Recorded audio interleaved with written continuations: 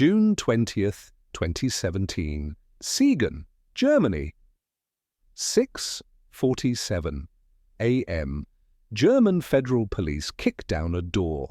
A 30-year-old man stumbles out of bed, half-dressed, eyes wide. His laptop is still open on the kitchen table. Hard drive unencrypted, 200 miles away in Cologne. Another raid. A 31-year-old man, same situation. Computer still running, files exposed. Within 90 seconds, both men are in handcuffs. The German officers don't tell them why they're being arrested. Not yet. The official charge will be digital piracy, running an illegal ebook site called lul.to. But that's a lie. Because 800 miles away, inside a data center in Vilnius, Lithuania, 2 Dutch police officers are watching a countdown timer. The second the German raids begin, they start typing commands, code, server migrations. Terabytes of data begin streaming out of Lithuanian servers and into new ones in the Netherlands. Hansa Market, Europe's largest dark web drug bazaar after AlphaBay, is changing owners. But the 24,000 drug listings stay live. The 3,600 vendors keep selling. The buyers keep buying. Nobody notices.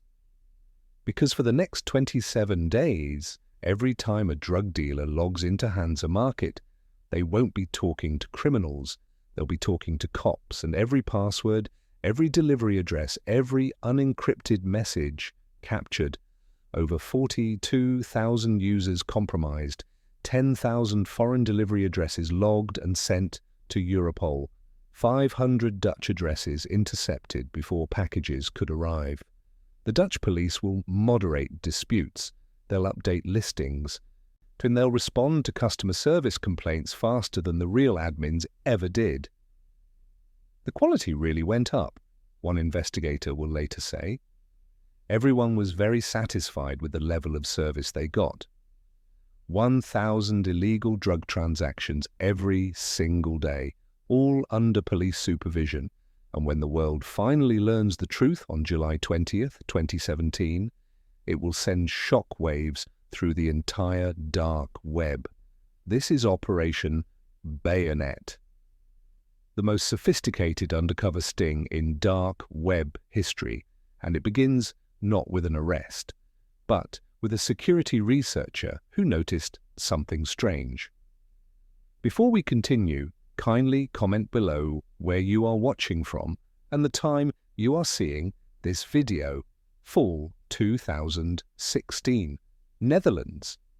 A cybersecurity firm, name still classified, discovers an exposed IP address, not just any address, to the development server for Hansa Market.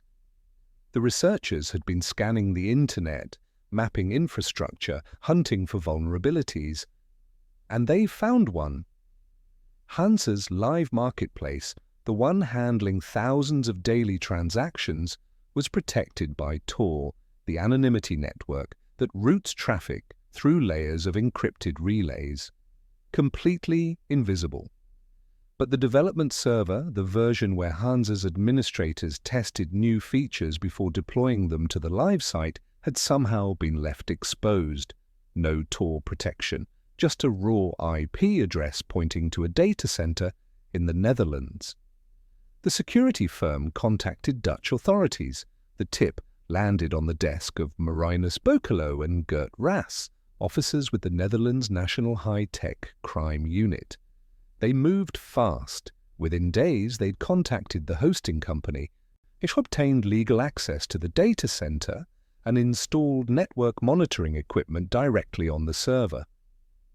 They watched everything. Every connection. Every command. Every file transfer. And what they found was a digital breadcrumb trail. The development server wasn't isolated. It connected directly to a Tor-protected server in the same data center, the live Hansa marketplace. It also connected to 2 additional servers in Germany. The Dutch police didn't just monitor these machines. They copied their entire hard drives, every transaction in Hansa's history, every private message sent through the site's encrypted messaging system, every username, every product listing, every dispute resolution, a complete digital forensic image of one of Europe's most active criminal enterprises. But there was a problem. All of Hansa's users operated under pseudonyms. All traffic was routed through Tor. Even with complete server access, the Dutch police had no way to identify the site's administrators or its thousands of vendors until they found the chat logs. And that was the fatal mistake. One of the German servers contained something extraordinary. IRC chat logs, internet relay chat, an antiquated messaging protocol from the 1990s, still used by some tech-savvy communities for real-time communication.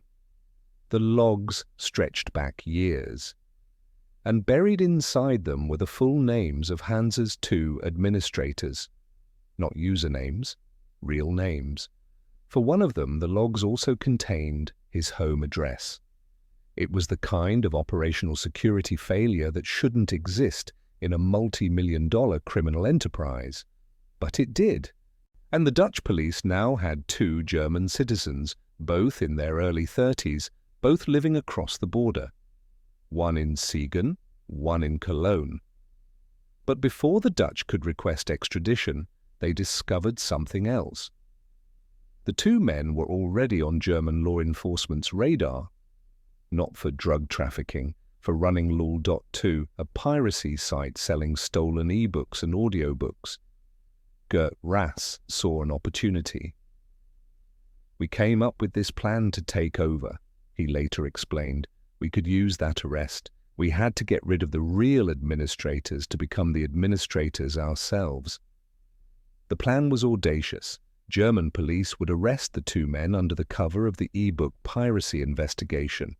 The suspects wouldn't know the Dutch were involved, and while they sat in German custody, Dutch investigators would seize control of Hansa's servers and run the marketplace themselves. No takedown announcement, no splash page, just a silent transfer of power. The goal wasn't to shut down Hansa, it was to turn it into the largest honeypot in dark web history. "We thought maybe we could really damage the trust in this whole system," Berkelo said. But then the servers went dark. April 2017. The Dutch police were monitoring Hansa's infrastructure when the servers suddenly went silent. No traffic, no connections, nothing. Someone had moved the site. Rass and Berkelo suspected their copying of the server data had somehow tipped off the administrators. Hansa had vanished into Tor's vast network of anonymized machines, shuffled somewhere among thousands of possible locations worldwide. That was a setback, Rass admitted, and the investigation could have ended there. The Dutch had the identities of Hansa's administrators. They could have asked Germany to arrest them, seized whatever computers they could find, and shut down the marketplace. Standard procedure. But they didn't. Instead, they spent months poring over the evidence they'd already collected, searching for any clue that might reveal where Hansa had relocated. And in April 2017, they found it, a Bitcoin payment. One of the alleged administrators had sent cryptocurrency from an address that appeared in those same IRC chat logs. Using blockchain analysis software called Chainalysis, Dutch investigators traced the payment. It went to a Bitcoin payment provider with an office in the Netherlands. The police sent a legal demand. The company cooperated, and the trail led to a hosting company in Lithuania. And Hansa's new home. The Dutch police now had everything they needed: server location, administrator identities, a cooperative German investigation. But before they could execute the takeover, they received an unexpected message. The FBI wanted to talk. Early June 2017. American investigators contacted the Dutch with urgent news. They'd located servers for AlphaBay, the world's largest dark web marketplace inside the Netherlands. AlphaBay dwarfed Hansa in every metric. Over 250,000 drug listings, 40,000 vendors, 200,000 users, daily transactions worth millions. Its founder, a 26-year-old Canadian named Alexandre Cazes, was living in Bangkok under the online alias Alpha02 and D-Snake. The FBI was closing in. They were planning a coordinated takedown with Thai authorities, and they wanted to pull the plug on AlphaBay's Dutch servers at the same time. Gert Rass immediately recognized the opportunity. When AlphaBay went down, its users would panic. They'd scatter across the dark web searching for alternatives. And the largest, most established alternative was Hansa. Not only would we get this effect of undermining the trust in dark markets, we'd also get this influx of people, Rass explained. They could surveil a massive portion of the dark web economy in one operation. But the timing had to be perfect. The Dutch needed to seize control of Hansa before AlphaBay went down. Otherwise, Hansa's administrators might suspect law enforcement involvement and shut down the site. The date was set June 20th, 2017. June 20th, 2017. 6:45 a.m. local time. German police moved simultaneously on both suspects, the raid in Siegen and the raid in Cologne. Both men were arrested at their keyboards, computers unlocked, hard drives unencrypted. The German officers signaled the Dutch. In Lithuania, Dutch agents stationed inside the data center began the migration immediately. We coordinated with the Germans so that when they busted in the door, we immediately started our action, Boekelo said. We didn't want to have any downtime.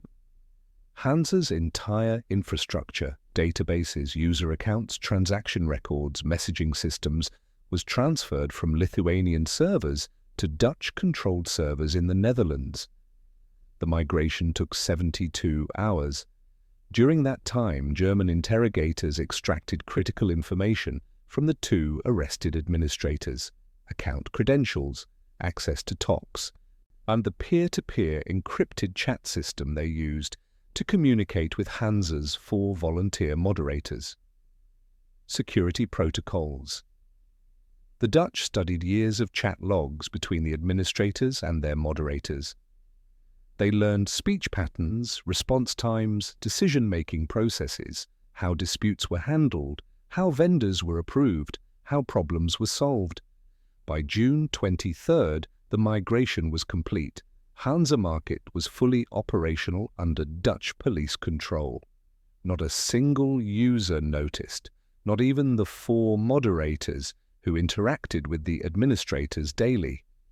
The Dutch police weren't just monitoring a criminal marketplace, they were running it. And they were about to make it far more effective at gathering evidence than it had ever been under criminal management. The Dutch police didn't just impersonate Hansa's administrators. They rewrote the site's source code. The original Hansa platform stored user passwords as encrypted hashes, standard security practice that prevents administrators from seeing actual passwords. The Dutch changed that. Every password was now logged in plain text. This meant that if users reused passwords across multiple dark websites, Dutch police could potentially access those accounts too. Next, they targeted PGP encryption. Buyers and sellers communicated through Hansa's messaging system using PGP keys, public key cryptography that encrypts messages so only the intended recipient can read them. Hansa offered a convenience feature, automatic encryption. Users could paste their message into a text box, and the site would encrypt it using the recipient's public key. The Dutch modified this feature to record a copy of each message before encryption. Thousands of unencrypted messages, many containing buyers' home delivery addresses, were captured. Then they went after vendor photos. When vendors uploaded product images, Hansa automatically stripped metadata, embedded information like GPS coordinates, camera model, and timestamp.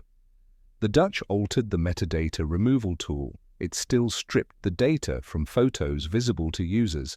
But first, it recorded a complete copy with all metadata intact. Many vendors had photographed drugs inside their homes or storage locations. Their phones had embedded GPS coordinates in every image. The police were collecting real-world locations, but that wasn't enough. The Dutch staged a fake technical glitch. They deleted Hansa's entire photo database. Vendors panicked. Their product listings were empty, so they re-uploaded everything. Fresh photos, fresh metadata. The ruse captured geolocated coordinates for more than 50 dealers. The most invasive operation came in late June.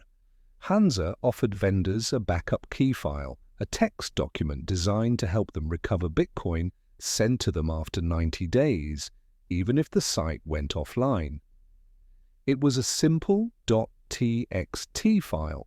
The Dutch replaced it with something else, a Microsoft Excel file carefully crafted and disguised as a text document. When a vendor downloaded and opened it, the file would attempt to ping a unique URL controlled by Dutch police. That connection request revealed the vendor's real IP address, bypassing Tor entirely. 64 vendors fell for the trap. And through it all, Hansa thrived.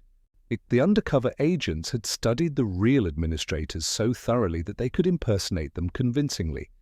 In fact, an entire team of Dutch officers rotated shifts, taking turns playing the role of Hansa's two admins.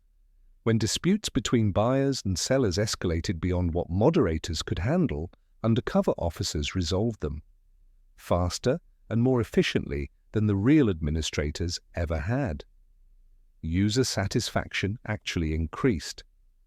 Everyone was very satisfied with the level of service they got, Rass later admitted. The police were better at running a drug market than the criminals. And then AlphaBay went dark. July 5, 2017. Alexandre Kazes woke up in his luxury villa in Bangkok. He owned 3 houses in Thailand, a Lamborghini, 3 other cars, approximately $11 million in assets, all purchased with Bitcoin from AlphaBay's commission fees. Thai police and FBI agents burst through his door. Kazes was arrested on drug trafficking and money laundering charges. AlphaBay went offline immediately. 1 week later, on July 12th, Kazes was found dead in his Thai detention cell. He had hanged himself with a towel. When word spread across dark web forums that AlphaBay was gone, panic erupted. Over 200,000 users needed a new marketplace, and Hansa was the obvious choice. Within days, registration requests flooded in. 5,000 new users per day, 8 times the normal rate. Hansa's vendor count exploded from 1,000 to 8,000 daily active sellers, all of them now under police surveillance. The Dutch National High-Tech Crime Unit scrambled to keep up. Dutch law required them to track and report every transaction to Europol. With approximately 1,000 illegal drug deals happening every day, the paperwork became overwhelming. After 10 days, the Dutch shut down new registrations temporarily. They needed time to process the intelligence, but they kept the marketplace running. During the 27 days of police control, 27,000 illegal transactions occurred on Hansa. 27,000 pieces of evidence. The only product Dutch police banned during this time was fentanyl, the highly dangerous synthetic opioid. Everything else, cocaine, heroin, MDMA, firearms, stolen credit cards, continued to flow freely. When asked about allowing thousands of drug transactions under their watch, Gert Rass showed no hesitation. They would have taken place anyway, but on a different market. July 20th, 2017. At coordinated press conferences in Washington, D.C., The Hague, and Brussels, law enforcement agencies revealed Operation Bayonet. AlphaBay had been dismantled, its founder was dead, and Hansa, the refuge where AlphaBay's users had fled, had been under police control for a month. The announcement sent shockwaves through the dark web. Reddit's darknet forums exploded with paranoia. "The crypto market community is spooked," said Patrick Shortis, a dark net researcher at Brunel University. Reddit boards are filled with users asking questions about their orders. When users tried to access Hansa, they found a seizure notice and a link to a Tor hidden service run by the Dutch police. The site displayed a list of arrested vendors and buyers, and the message was clear: "We trace people who are active at dark markets and offer illicit goods or services. Are you one of them? Then you have our attention." Dutch cybercrime prosecutor Martijn Egberts was direct in his assessment. "This is the moment to show the world that you can't trust dark markets anymore because you never know who is the admin." The Dutch police walked away with an unprecedented intelligence haul. Data on 420,000 users, 10,000 foreign delivery addresses distributed to law enforcement agencies worldwide through Europol, more than 500 Dutch addresses intercepted before packages could arrive, 1,200 bitcoins confiscated, worth approximately $12 million at the time, when the bitcoin seizure was only possible because Dutch police had sabotaged Hansa's multi-signature transaction code during the takeover. Multi-signature transactions require multiple private keys to authorize a transfer, making them resistant to police seizure. By disabling that protection, the Dutch ensured they could confiscate vendor funds when the site was shut down. Within weeks, Dutch police arrested a dozen of Hansa's top vendors. They conducted approximately 50 knock-and-talks, in-person visits to buyers' homes to inform them they'd been identified. Only one high-volume buyer was arrested. The message mattered more than mass prosecution. "We want people to be aware," Ras said. "We have the data. It's here, and it's not going away." A study by the Netherlands Organization for Applied Scientific Research later analyzed the operation's impact. Most vendors who fled AlphaBay appeared quickly on other dark web markets, but vendors who fled Hansa didn't. Or if they did, they recreated their identities so thoroughly they became unrecognizable. Compared to both the Silk Road takedowns or even the AlphaBay takedown, the Hansa Market shutdown stands out in a positive way, the report concluded. "We see the first signs of game-changing police intervention." Not everyone agreed. Nicholas Christin, a researcher at Carnegie Mellon, remained skeptical. "I think in the short term it created a lot of upheaval. Whether it was sustained, I really don't know." Drug buyers and sellers migrated to Dream Market and other alternatives. Some vendors created invite-only private markets, and the dark web economy adapted as it always had. But something fundamental had changed. For years the pattern had been predictable. Police shut down a marketplace, and users simply moved to the next one. Operation Bayonet broke that pattern, because now every vendor logging into a dark web marketplace had to ask themselves a question they'd never seriously considered before: who is really on the other side of this screen? On Reddit's darknet forums, reactions were split. "Looks like I'll be sober for a while, not trusting any markets," one user wrote.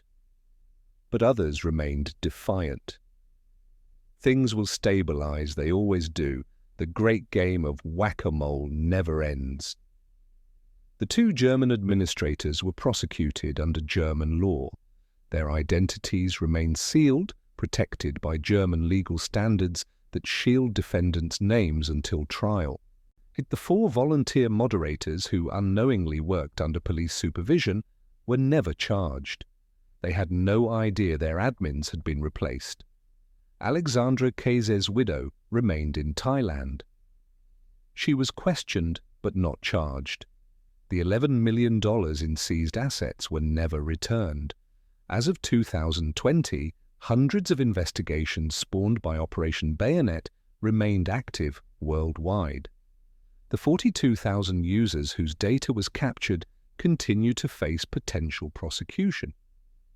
Because Dutch police didn't just run Hansa for 27 days, They collected evidence that will haunt the dark web for years, and they proved something law enforcement had never demonstrated before: that the administrators of a dark web marketplace, the faceless, anonymous figures users trusted with their freedom and their lives, could be anyone, even the police. But Marinus Bucalo's goal had been simple. We thought maybe we could really damage the trust in this whole system. He succeeded. Because after Operation Bayonet, paranoia became the dark web's most valuable currency, and trust became its rarest commodity.